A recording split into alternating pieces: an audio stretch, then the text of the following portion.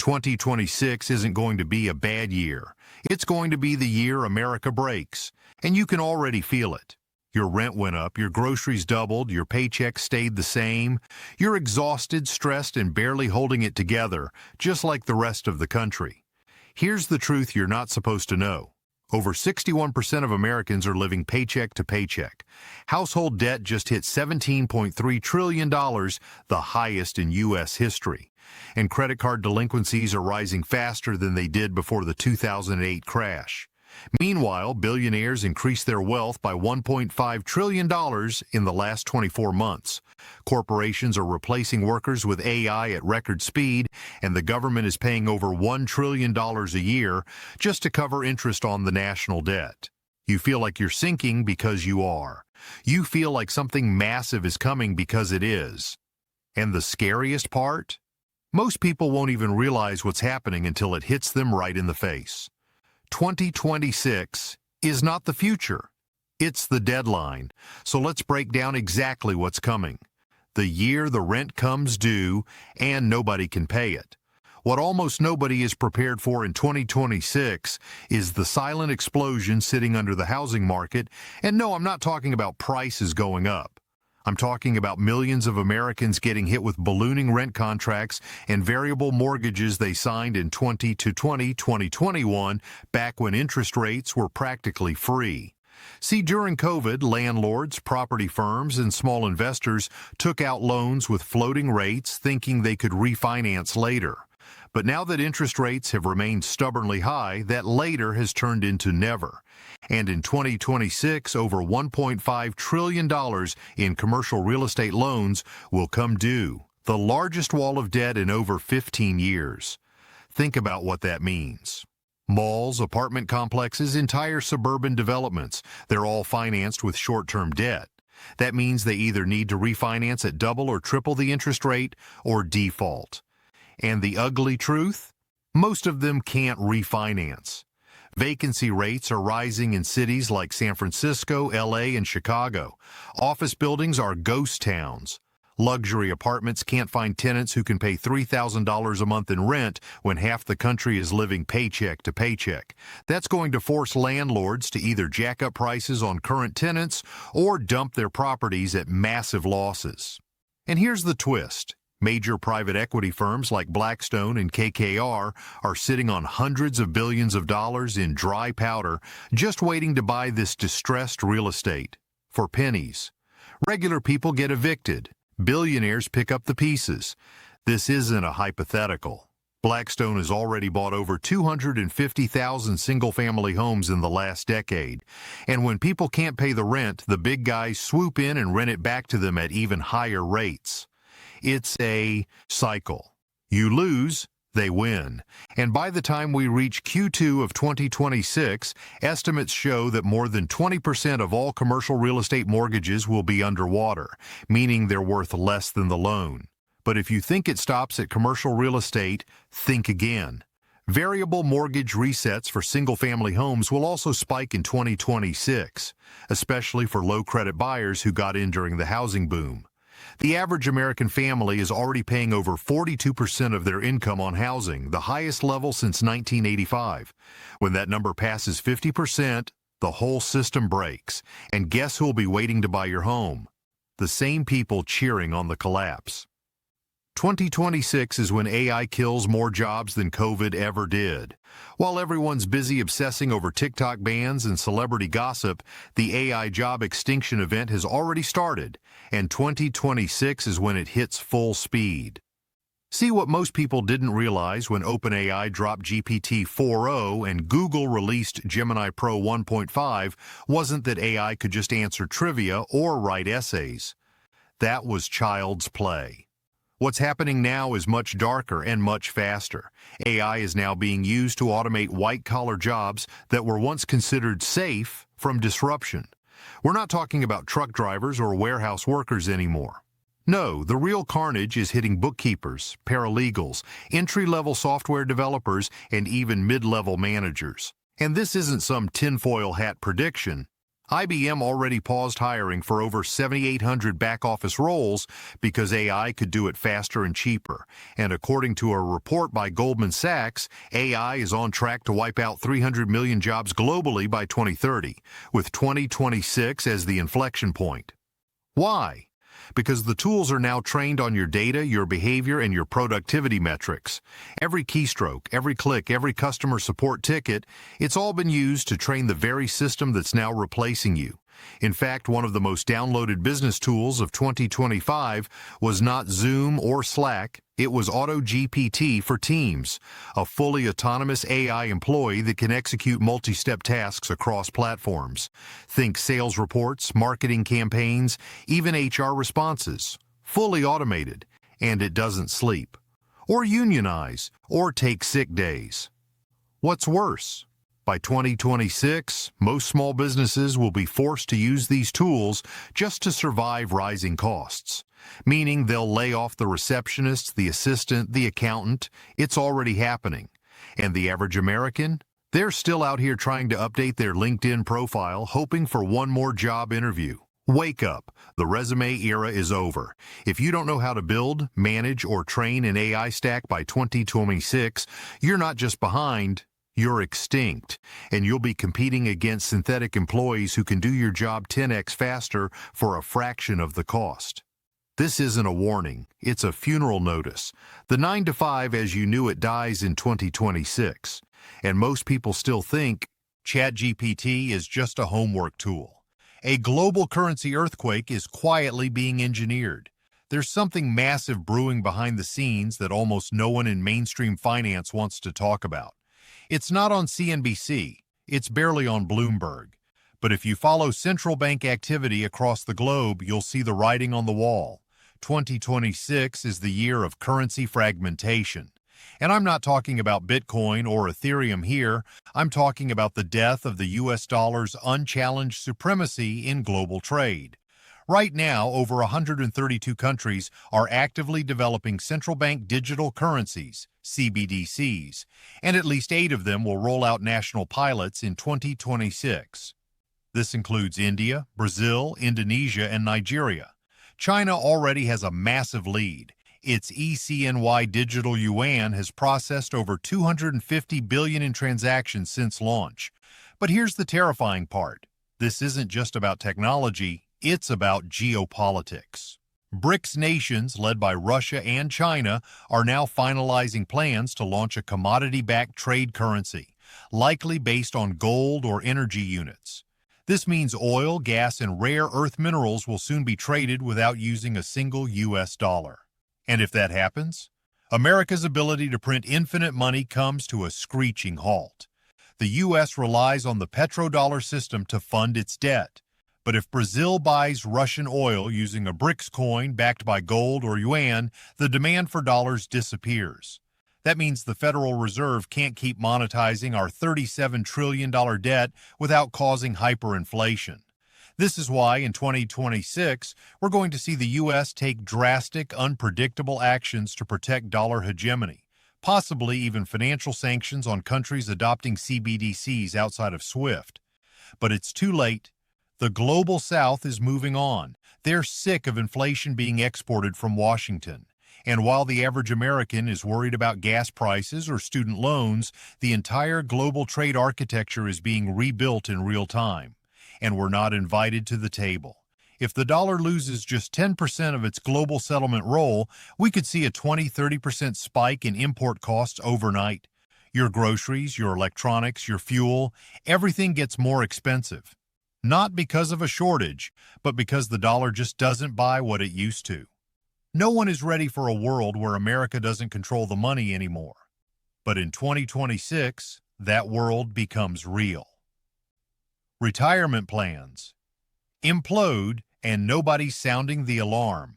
The cruelest joke in 2026 is going to be the 401k. And if you think that sounds dramatic, you haven't looked at the numbers. Over 65 million Americans rely on employer-sponsored retirement accounts, most of them with their money tied to index funds, target date funds, and safe corporate bond portfolios. But guess what? Those so-called safe assets are sitting ducks for what's coming. See, in the last 2 years, pension funds and retirement accounts across the country got hammered by a brutal combo of high inflation and rising interest rates. Why does that matter? Because bond values fall when interest rates rise, and retirement portfolios are stuffed with low-yield bonds purchased when rates were practically zero. In fact, the California Public Employees Retirement System, CalPERS, reported a $29 billion drop in its bond portfolio value just last year. That's not a rounding error. That's someone's life savings vanishing on paper. And it's not just public pensions. Private retirement accounts have taken similar hits, only no one's telling you because Wall Street doesn't want you to panic. But here's the nightmare scenario nobody's calculating for. As the Fed eventually pivots and lowers rates to fight the recession of 2026, inflation isn't going away. It's evolving.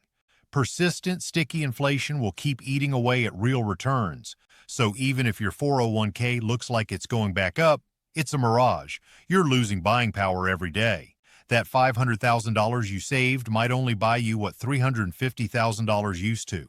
And Social Security? Forget it. The trust fund is projected to run dry by 2033, and Congress has no plan to fix it. Think about that. People retiring in 2026 are walking straight into a meat grinder of rising living costs, stagnating investments, and collapsing safety nets. Meanwhile, the top 1% are moving their retirement savings into alternative asset funds, art, wine, farmland, tokenized real estate. Why? Because they know traditional retirement models were built for a world with 2% inflation and 6% annual returns. That world is dead. You're not going to be set for life with $1 million in your IRA. You'll be lucky if it gets you 10 years of modest living. In 2026, millions of baby boomers will retire into poverty, and their kids, they'll have to foot the bill. This isn't a glitch in the system. This is the new system, and no one is ready for it. The U.S. military goes broke and gets privatized. There's one thing no one ever questions, that the United States has the most powerful military in the world, but that unshakable belief is about to be tested in a way that would have been unthinkable even 5 years ago. Because here's what nobody wants to admit.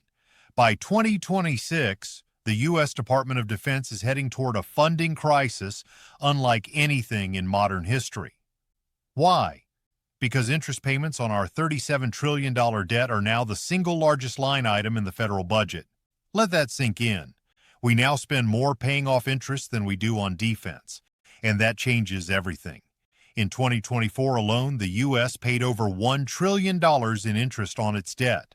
The Congressional Budget Office estimates that number will exceed $1.6 trillion by 2026, which means unless taxes go up dramatically, which no politician has the spine to do, or we print money and cause hyperinflation, the Pentagon is going to see massive cuts.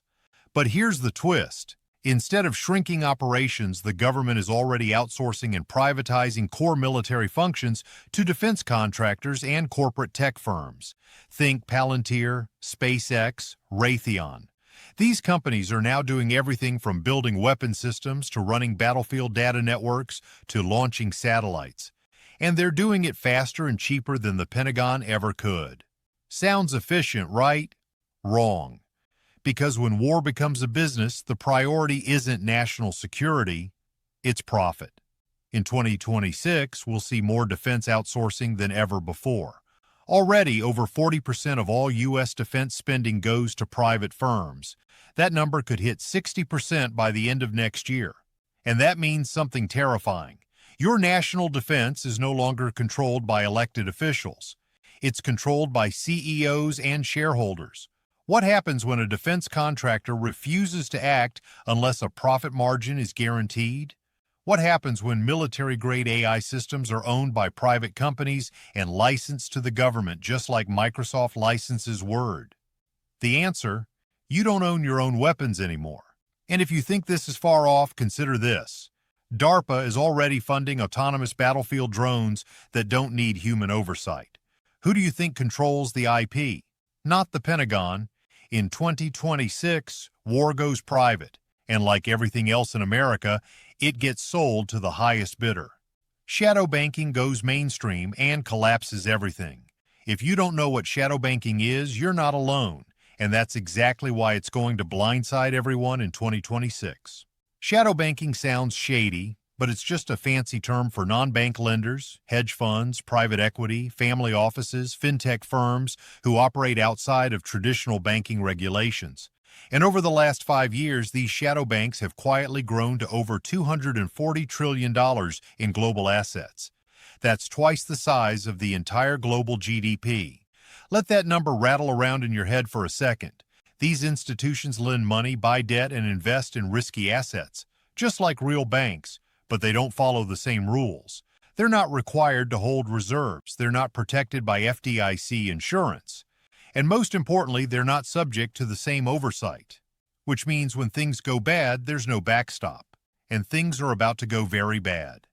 In 2026, we're going to see a wave of credit defaults triggered by rising corporate bankruptcies. Already, delinquency rates on business loans are at their highest since 2009. And guess who owns that debt? Not JP Morgan, not Bank of America. Shadow banks. These unregulated monsters gobbled up high-risk corporate loans during the zero-interest rate era, chasing returns. But now that the music stopped, those assets are toxic. We're talking about entire sectors, commercial real estate, junk bonds, leveraged buyouts being held together with duct tape and prayer. The trigger? A wave of defaults on private credit. And when that happens, the domino effect will be worse than 2008 because no one knows who's holding what. There's zero transparency. Nobody has to report losses. Nobody is forced to liquidate. But when the fear sets in, everyone sells. Liquidity dries up. Funds freeze withdrawals, markets panic, and suddenly your 401k, your pension, your brokerage account, they're all exposed. Because whether you know it or not, shadow banks are propping up half the financial products in your portfolio. This is the dark underbelly of the financial innovation you've been told is a good thing, and it's all going to unravel in 2026. Quietly. Then all at once. No one is ready for it, and by the time they notice, their money will already be gone. The psychological collapse hits, and it's worse than the financial one. You can survive a stock market crash. You can survive inflation, war, even unemployment. But what no one is talking about and what almost no one is ready for in 2026 is the mental health collapse that's already quietly boiling under the surface. And it's not just about more therapy appointments or burnout memes on Instagram. What we're about to witness is the first generation-wide systemic psychological breakdown in modern history. Let's start with the facts. In 2023, the CDC reported that over 57% of teenage girls felt persistently sad or hopeless, the highest rate ever recorded. Suicidal ideation, self-harm, anxiety, and depression are now the norm, not the exception, for people under 35. And here's the sick part. This isn't random, it's structural, it's engineered, because we built an entire society on unstable ground. Constant comparison, nonstop information overload, economic pressure, digital surveillance, and zero community support. And now that the economy is cracking, that mental health crisis is going nuclear. In 2026, we're going to see it manifest in terrifying ways. A spike in workplace violence, mass school absenteeism, family disintegration, even collapsing birth rates. And it's already begun. In 2025, the U.S. hit its lowest fertility rate in history, just 1.62 children per woman, far below replacement level. But this isn't just about kids, it's about hope. When people stop believing in the future, they stop participating in the present. They stop starting families, building careers, voting, volunteering, caring. And here's what makes 2026 the tipping point. By next year, over 70% of American adults will be on some form of medication, therapy, or alternative mental health treatment. It's the greatest collective psychological strain ever recorded, and it's still taboo to talk about. Meanwhile, Big Pharma's cashing in. The global antidepressant market is projected to hit $21 billion by 2026. And mental health apps? They're now valued higher than most healthcare startups, but none of them address the root problem. We built a civilization that no longer feels human. In 2026, more people will feel lost, disconnected, and broken than at any point in our lifetime, and there will be no plan to fix it. Because no government bailout can restore meaning, no stimulus check can replace community, and no one, not your boss, not your therapist, not your favorite influencer, is coming to save you. Mass surveillance gets rebranded as digital safety. You already know you're being watched. You've probably accepted it.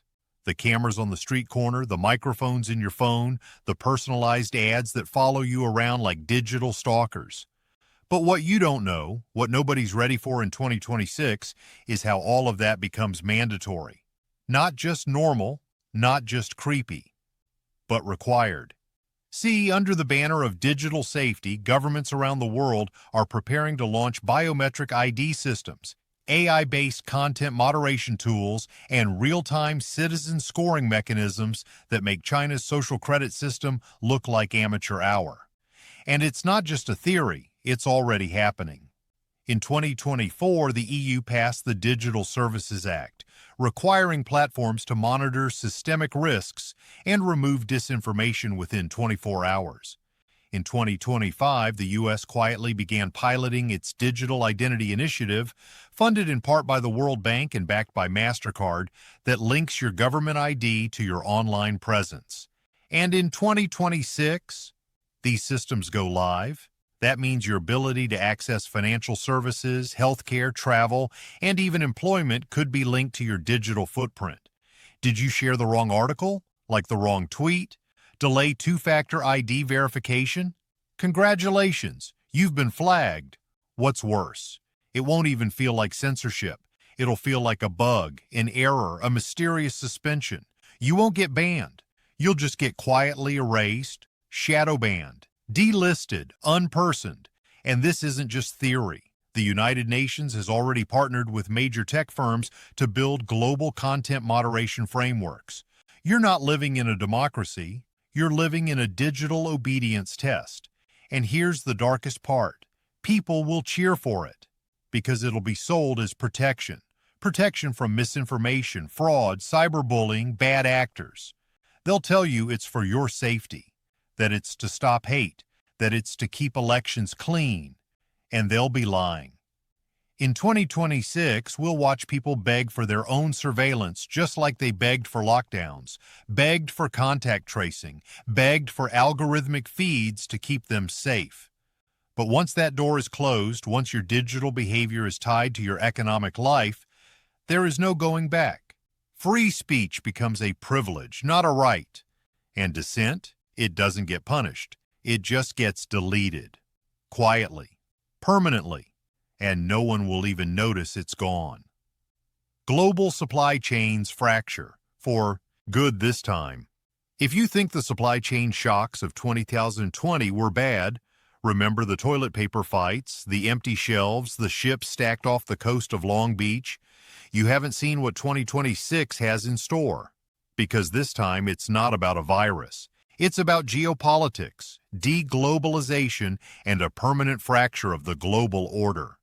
We built the entire modern economy on one assumption, that the world would always be connected, that goods would always flow, that raw materials would be available, that trade would keep everyone happy. But that world is gone. And in 2026, it's going to become crystal clear. Globalization is over. Let's break it down. Right now, over 70% of rare earth minerals, the stuff we need for phones, EVs, solar panels, comes from China. Meanwhile, Taiwan produces over 90% of the world's advanced semiconductors. That's not just a trade risk. That's a single point of failure for the entire digital economy. One blockade, one war, one diplomatic breakdown, and the West grinds to a halt. And it's already happening. The Red Sea has turned into a war zone. China's banning exports of critical minerals. India's restricting rice and wheat. The U.S. is pushing friendshoring, trying to move factories to countries we like. But guess what? It's too late. Manufacturing capacity doesn't scale overnight. It takes years to build foundries, mines, shipping routes. And in 2026, demand will finally outstrip supply for key sectors: electronics, energy, agriculture. That means more rationing, more shortages, and worse, more hoarding by nations. You'll see countries ban exports of food and fuel to protect national security.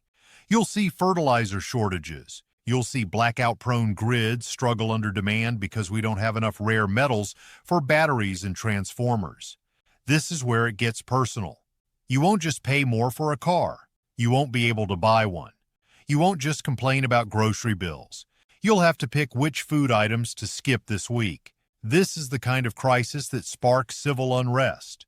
In fact, over 40 countries have already experienced protests tied directly to inflation and supply shocks since 2021. And 2026 is when it goes global.